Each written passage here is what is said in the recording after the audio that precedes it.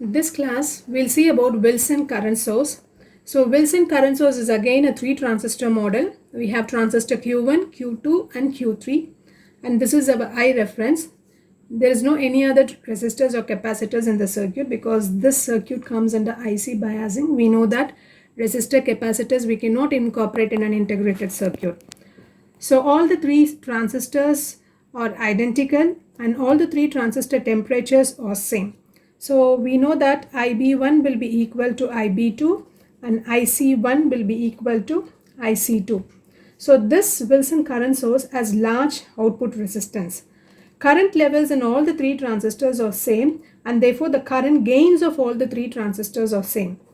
Current gain of all the 3 transistors are same.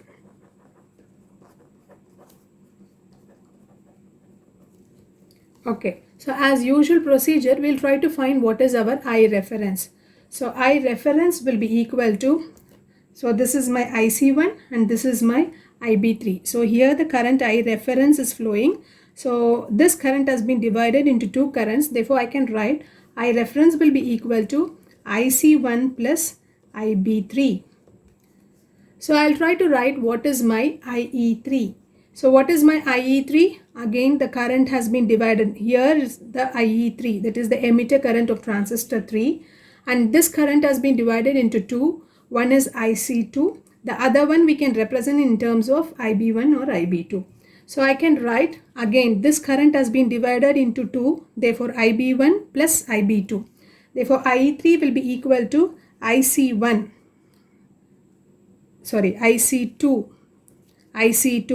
plus this current. This current is again divided into 2.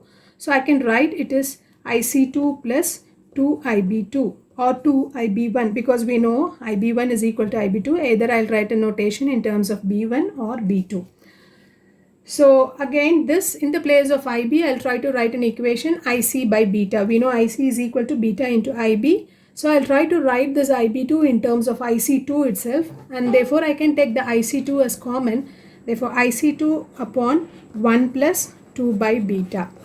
So I'll write the basic equation here. IC is equal to beta into IB. From this I can write IB is equal to IC by beta. So IB2 will be equal to IC2 by beta. So I have taken IC2 as common. So IC2 upon 1 plus 2 by beta. So using the relationship between base, collector and the emitter of the transistor Q3, I can write IC2. So IC2 is over here. So IC2 is equal to this relation. IE3 will be equal to IC2 upon 1 plus 2 by beta. So rearranging, I'll try to write what is my IC2. So IC2 will be equal to IE3 divided by 1 plus 2 by beta. So again in the place of IE3, I can write over this equation. So I'll try to write as 1 divided by 1 plus 2 by beta. Again IE3 is another standard equation we have. Emitter is approximately equal to the collector. IE is approximately equal to collector. In that way I'll try to write 1 plus beta divided by beta into IC3. So this if I solve it I'll write 1 plus beta divided by I'll get 1 plus beta divided by 2 plus beta into IC3. So I can very well replace in the I reference equation either I can write in I reference equation either IC1 or IC2. So again I'll refer this equation I reference. I reference is equal to IC1 plus IB3. So this is what the starting equation we started with. So we have tried to find what is IC1, what is IB3 and then substituting again over in I reference. Our intention is to find what is I reference. So in the place of IC1 I'll replace with IC2. We know because all the transistors are identical. I can replace IC1 by IC2 or in the vice versa. So IC2 plus IB3. So in the place of IC2, I'll replace this equation. This is my IC2.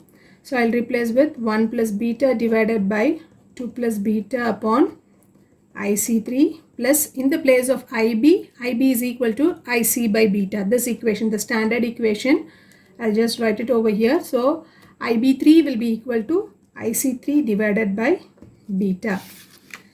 So therefore on solving this I can write IC3 will be equal to, rearranging this equation, I have written an equation for I reference in terms of IC3. So what is my IC3?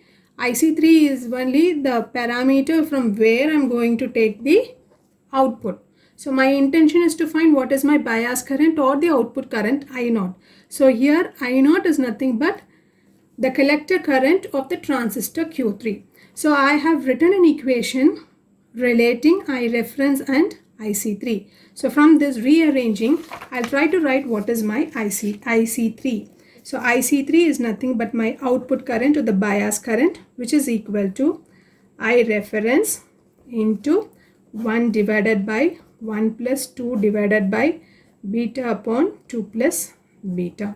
On solving the previous equation, we have got I0 is equal to I reference divided by 1 plus 2 divided by beta upon 2 plus beta. So in Wilson, the output resistance looking into the collector of Q3 is R0 is approximately equal to beta R03 divided by 2. So in Wilson current source, change in the bias current I0 with change in the output collector voltage is very much smaller when compared to the other current sources. So next we'll see about Wildar current source.